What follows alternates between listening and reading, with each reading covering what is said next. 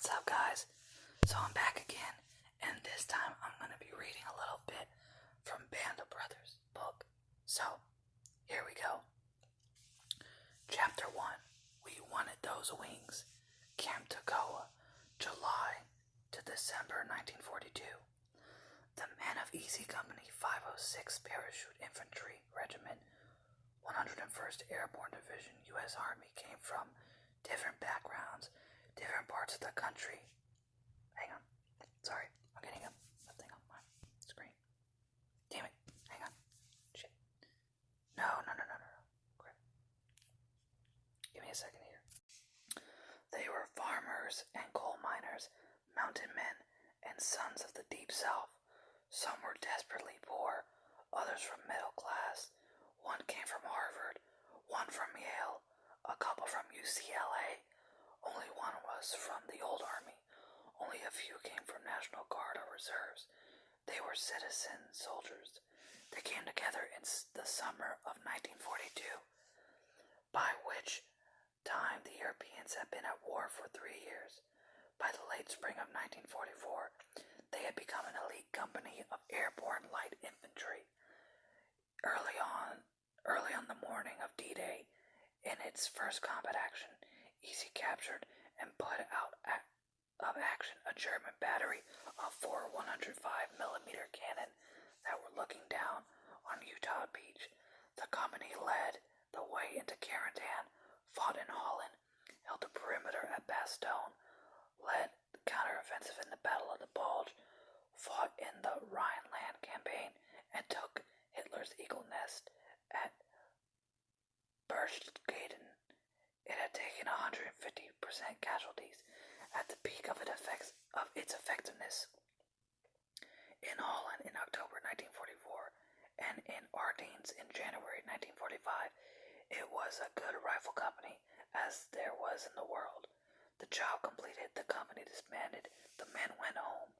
Each of the 104 men and 7 officers who formed the original company followed a different route to its birthplace, Camp Toccoa, Georgia. But they had things in common. They were young, born since the Great War. They were white because the U.S. Army in World War II was segregated. With 3 exceptions, they were unmarried. Most had been hunters and athletes in high school. They were special in their values. They put a premium on physical well-being, hierarchical authority, and being part of an elite unit. They were idealists, eager to merge themselves into a group fighting for a cause, actively seeking an outfit which they could identify, join, be a part of, relate to as a family. They volunteered for the paratroopers. They said for the thrill, the honor, and the $50 for enlisted men or $100 for officers, monthly bonus paratroopers received. But they really volunteered to jump out of airplanes for 2 profound reasons, personal reasons. First, in Robert Rader's words, the desire to be better than the other guy took hold. Each man in his own way had gone through what Richard Winters experienced, a realization that doing his best was a better way of getting.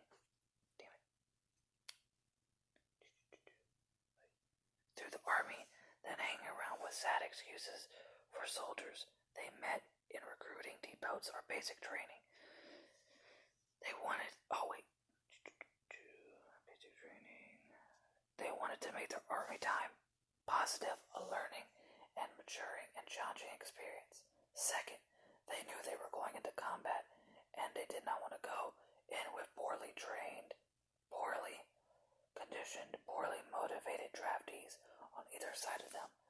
As to choosing between being a paratrooper, spearheading the offensive, and an ordinary infantryman who could not trust the guy next to him, they decided the greater risk was with the infantry. When the shooting started, they wanted to look up the guy beside him, not down. They had been kicked around by the Depression, had scars to show for it. They had grown up, many of them, without enough to eat, with holes in the soles of their shoes, with ragged sweaters and no car, and often not a radio.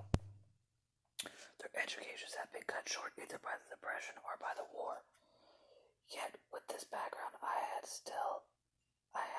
still have a great love for my country," Harry Welsh declared 48 years later. Whatever their legitimate complaints about life and about how life treated them, they had not soured on it or on their country. They came out of the depression with many positive features. They were self-reliant, accustomed to hard work and taking orders. Through sports or hunting, or both, they had gained a sense of self-worth and self-confidence. They knew they were going into great danger. They knew they would be doing more than their part. They resented having to sacrifice years of their youth to a war they never made. They wanted to throw baseballs, not grenades, shoot a .22 rifle, not an M1. But having been caught up in the war, they decided to be as positive as possible in their army careers. Excuse me. Okay. Not that they knew much about airborne, except that it was new and all volunteer. They had been told that the physical training was tougher than anything they had ever seen, or that any other unit in the army would undergo. But these young lions were eager for that. They expected that when they were finished with their training, they would be bigger, stronger, tougher than when they started. And they would have gone through training with the guys who would be fighting beside them. The depression was over, Garwood Lipton recalled of the summer of 1942, and I was beginning a new life that would change me profoundly, It would all of them. First Lieutenant Herbert Sobel of Chicago was the initial member of E Company, and its CO, his executive officer, EXO, was the Second Lieutenant Clarence Hester from Northern California. Sobel was Jewish, urban, and with a commission from the National Guard. Hester had started as a private, then earned his commission from Officer Candidate School, OCS. Most of the platoon and assistant platoon leaders were newly commissioned graduates of OCS, including Second Lieutenant Dick Winters from Pennsylvania, Walter Moore from California's racetracks, and Lewis Nixon from New York City and Yale. S.L. Matheson was an ROTC graduate from UCLA. At 28 years of age, Sobel was the old man in the group. The others were 24 or younger. The company, along with Dog, Fox, and Battalion HQ companies, made up 2nd Battalion of the 506 PIR. The battalion commander was Major Robert Strayer, a 30-year-old reserve officer. The regimental commander was Colonel Robert Sink, a 1927 West Point graduate. The 506 was an experimental outfit, the first parachute infantry regiment in which men would take their basic training and their jump training together as a unit. It would be a year before it was attached to the 101st Airborne Screaming Eagles. The officers were as new to this paratrooping business as the men. They were teachers who sometimes were not as much one day ahead of the class. The original NCOs were Old Army. We looked up to them, Private Walter Gordon of Mississippi remembered, as almost like gods because they had their wings. They were qualified jumpers, but hell, if they knew how to do an about face, they were ahead of us. We were raw recruits. Later, looking back, we regarded them with scorn. They couldn't measure up to our own people who moved up to corporals and sergeants. The first privates of Easy were Frank Picante, Herman Hansen, Wayne Sisk, and Garwood Lipton. Within a few days of its formation, Easy had a full complement of 132 men and 8 officers. It was divided into 3 platoons and a headquarters section. There were 12-man rifle squads, plus a 6-man mortar team squad to a platoon. A light infantry outfit Easy had 1 machine gun to each rifle squad and 60mm mortar in each mortar team. Few of the original members of Easy made it through Toccoa. Officers would come and go, Winters remarked. You would take one look at them and know they wouldn't make it. Some of those guys were just a bowl of butter. They were so awkward they didn't know how to fall.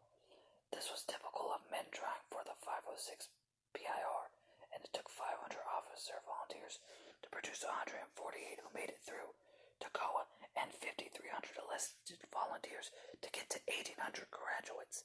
As the statistics show, TOCOA was a challenge. Colonel Singh's task was to put the men through a basic training,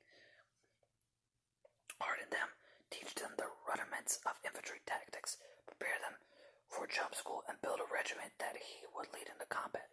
We were sorting men, Lieutenant Hester recalled, sorting the fat to the thin and sorting out the no guts. Private Ed Tipper said of his first day in Easy, I looked up at nearby Mount Curry and told someone, I'll bet that when we finish the training program here, the last thing they'll make us do is to climb to the top of that mountain. Curry was more a hill than a mountain, but it rose 1,000 feet above parade ground and dominated the landscape. A few minutes later, someone blew a whistle. We fell in, and we were ordered to change to boots and athletic trunks. Did so, fell in again, and then ran most of the 3 miles to the top and back down again. They lost some men that first day. Within a week, they were running, or at least double timing all the way up the top and back. At the end of the second week, Tipper went on. We were told, relax, no runs today. We were taken to the mess hall for a tremendous meal of spaghetti at lunchtime. When we came out of the mess hall, a whistle blew, and we were told the orders changed. We run. We went to the top of Curry and back with a couple of ambulances following.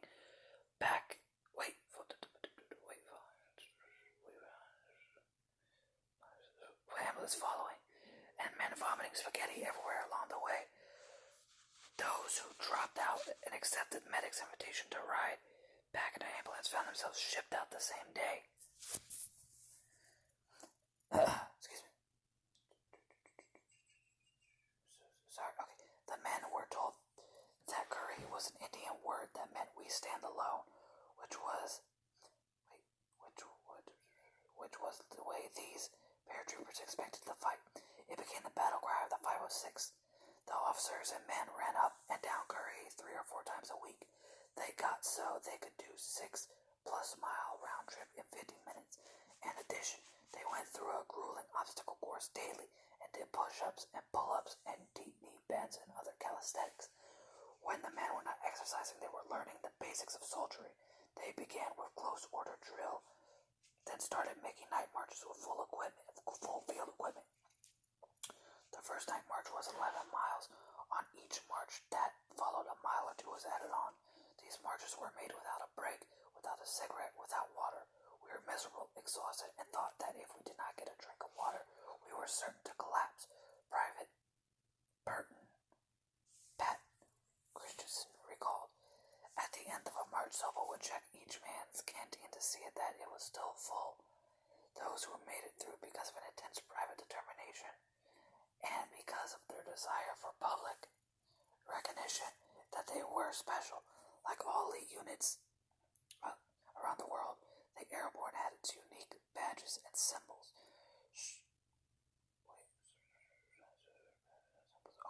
Once through jump school, they would receive silver wings to wear on the left pocket of their jackets, a patch for their left shoulder, a patch for their hats, and the right to wear paratrooper boots and blouse. Their trousers, tuck the trousers into their boots. Gordon said that it doesn't make much sense now in 1990, but at the time we were all ready to trade our lives to order to wear these accoutrements of the airborne. Those who made it got through because of the intense private determination. Did I read this? Oh, yeah. The only risk came when they got lectures on weapons, map and compass reading, infantry tactics, code signaling, field telephones and radio equipment, switchboard and wire stringing, demolitions for unarmed combat, and bayonet drills. It was back to using those trembling muscles.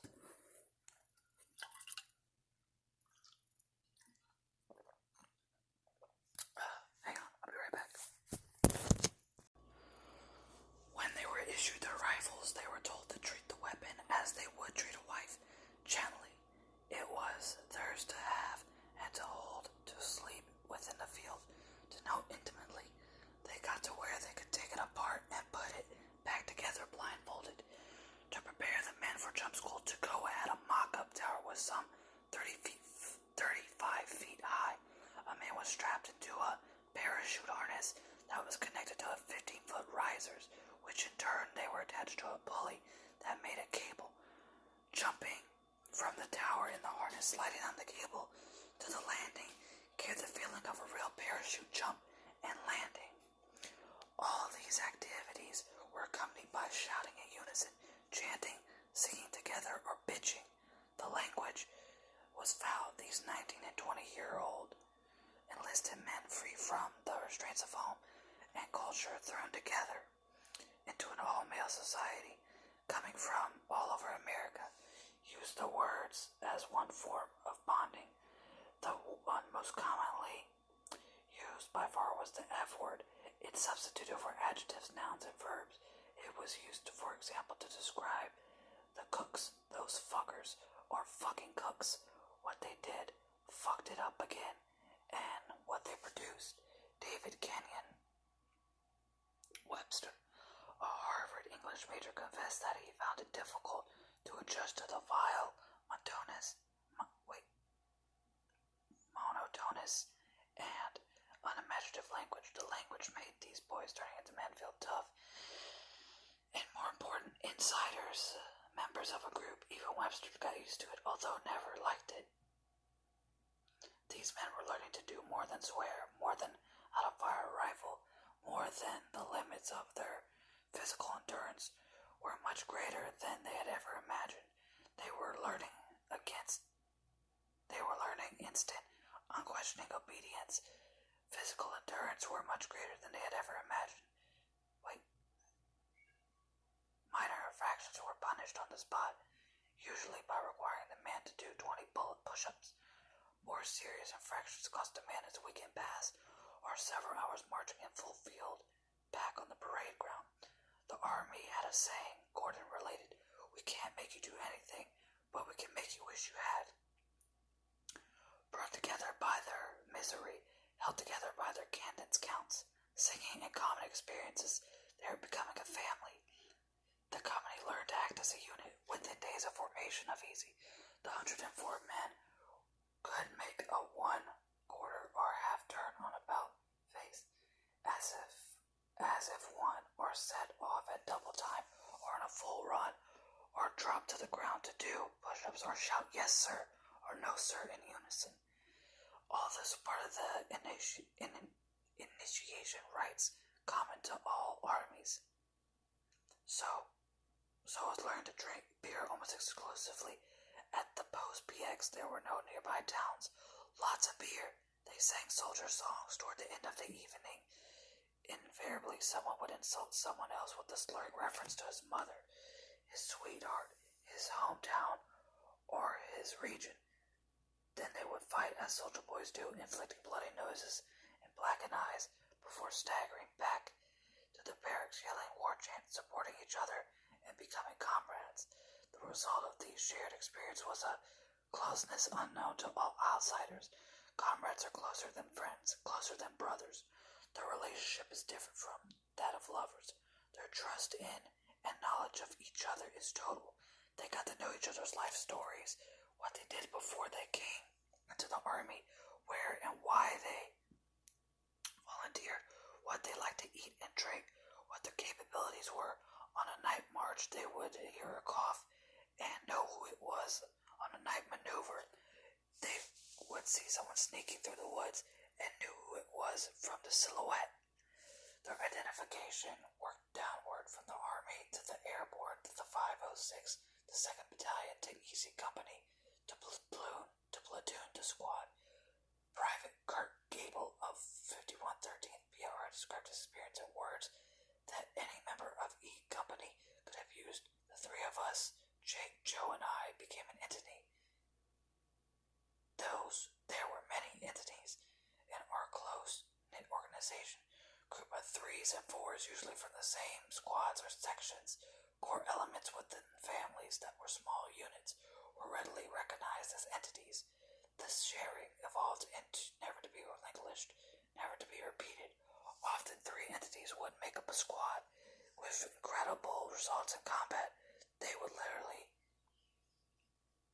insist on going hungry for another, freezing for one another, dying for one another, and the squad would try to protect a rifle squad, machine gun section, scout observer section, pathfinder section was a mystical concoction. Philosopher J. Glenn Gray, in his classic work The Warriors, got it exactly right. Organization for a common and concrete goal in the peacetime organizations does not evoke anything like the degree of comradeship commonly known in war. At its height, the sense of comradeship is an ecstasy. Men are true comrades only when each is ready to give up his life for another, without reflection, without thought of personal loss. The comradeship formed in training and reinforced in combat lasted a lifetime. 49 years after Toccoa, Private Don Malarkey of Oregon wrote of the summer of 1942, so this was the beginning of the most momentous experience of my life as a member of E Company. There's not a day that has passed since I do not thank Adolf Hitler for allowing me to be associated with the most talented and inspiring group of men that I have ever known. Every member of Easy, interviewed by this author for this book and something similar. The NCOs came up from the ranks, generally replacing the old Army coterie types who quit as training grew more intense. Within a year, all 13 sergeants in Easy were from the original group of privates, including First Sergeant William Evans, as Sergeant James Deal, Salty Harris, and Myron Raney, and Sergeant Leo Boyle, Bill Gunnier, Carwood Lipton, John Martin, Robert Rader, and Amos Taylor. These were men, was one person said, who were leaders that we respected and would follow anywhere. The officers were also special except for Company Commander Sobel, universally respected. We couldn't believe that people like Winters, Matheson, Nixon, and the others existed. Private Radar, remember Rader. These were first-class people, and to think these men would care and share their time and efforts with us seemed a miracle. They taught us to trust. Winters, Rader went on, turned our lives around. He was openly friendly, genuinely interested in us and our physical training. He was almost shy. He wouldn't say shit if he stepped in it. Gordon said, if a man called out, hey, Lieutenant, you got a date tonight, Winters would turn beet red. Madison was soon to be moved up the battalion staff as adjacent and eventually become a regular Army Major General, who was the most military-minded of the young officers. Hester was fatherly, Nixon flamboyant. Winter was none of these, nor was he humorous or obstinate. Not any time Dick Winters pretended to be God, nor at any time did he act other than a man. According to Rader, he was an officer who got men to perform because he expected nothing but the best, and you liked him so much you just hated to let him down. He was and is all but worshipped by the men of E Company. Second Lieutenant Winters had one major continued run. First Lieutenant soon promoted to Captain Sobel. The SEAL was fairly tall, slim in build, with a full head of black hair. His eyes were slits, his nose large and hooked, his face was long and his chin receded. He had been a clothing salesman and knew nothing of the outdoors. He was ungainly, uncoordinated, and no athlete. Every man in the company was in a better physical condition. His mannerisms were funny. He talked different. He excluded arrogance. Sobel was a petty tyrant in a position which he had absolute power. If he did not like a man for whatever reason, he would flunk him out for the least infraction, real or imagined. There would be a cruelty to the man. There was a cruelty to him. On Saturday morning inspections, he would go down the line, stop in front of a man who displeased him in some way, and mark him down for dirty ears. After the night, 3 or 4 men their weekend passes on those grounds, he would shift to dirty sacking swivels and keep another half a dozen or so in barracks. For that reason, when someone was late returning on Sunday night, the next evening a full day's training, Sobel would order him to dig a 6 by 6 by 6 foot pit with his entrenching tools. When the pit was finished, Sobel would tell him to fill it up. Sobel was determined that his company would be the best in regiment. His method of ensuring this result was to demand more of Easy's men. They drilled longer, ran faster, trained harder, running up Guri. Sobel was at the head of the company, head bobbing, arms flapping, and looking back over his shoulder to see if anyone was dropping out. With his big flat feet, he ran like a duck in distress. He would shout, "The Japs are going to get you," or "Hi-ho, Silver." Okay. I remember many times finishing a long run, Tipper said. Everyone at the point of exhaustion and waiting in formation for the command, "Full out." Sobel would be running back and forth in front of his men, shouting, "Stand still! Stand still!" He would not dismiss us until he was satisfied that we had the discipline to impersonate statues at his command. Impossible, of course, but we did what he wanted when he wanted. We wanted those wings. Gordon developed a lifelong hatred of Sobel until I landed in France in the very early D-Day. Gordon said in 1990 my war was with this man. Along with other enlisted, Gordon swore that Sobel would not survive 5 minutes in combat, not when his men had live ammunition. If the enemy did not get him, there were a dozen and more men in Easy Company who swore they would. Behind his back, the men cursed him, "fucking Jew," being the most common epithet. I don't know. Sobel was hard on his officers, as on enlisted men. The physical training was the same, but when the men heard the final fallout of the day, they were free to go to their bunks, while officers had to study the field manuals that they could test on the assignment. Sobel had given them when he held officer meetings. Winters recalled he was very domineering.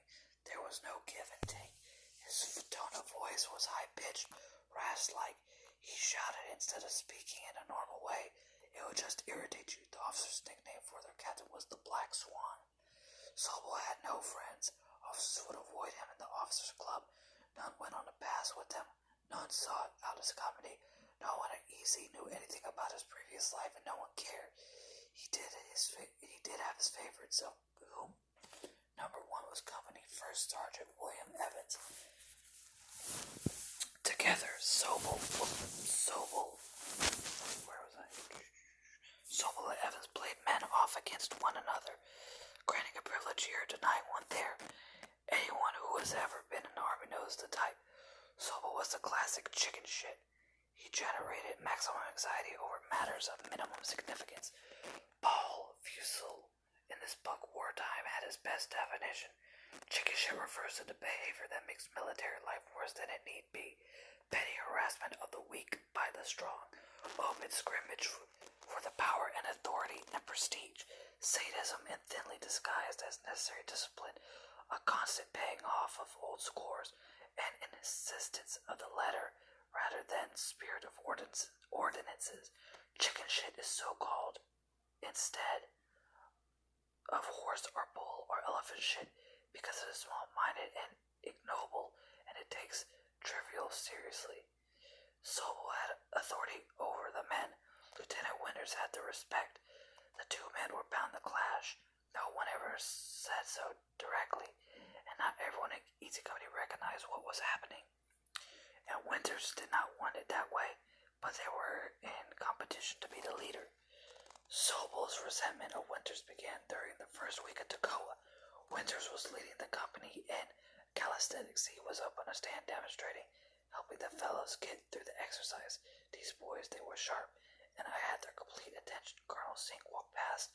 He stopped to watch. When Winters finished, Sink walked up to him. "Lieutenant," he asked, "how many times has this company had calisthenics?" "3 times, sir," Winters replied. "Thank you very much," Sink said. A few days later, without consulting Sobel, he promoted Winters to first lieutenant. For Sobel, Winters was marked man from that day. The CO gave the platoon leader every dirty job that he could find, such as latrine inspection or serving as mess officer. And that's where I'm going to end it for there, y'all. I'll definitely be back with more. I hope you enjoyed. See you around.